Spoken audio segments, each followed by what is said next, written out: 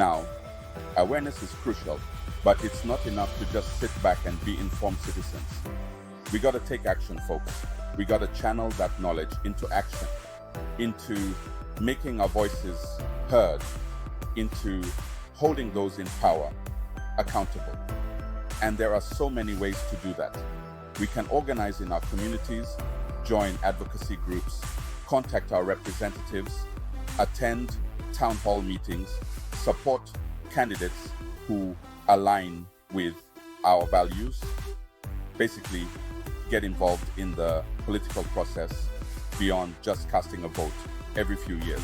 Remember, folks, democracy isn't a spectator sport.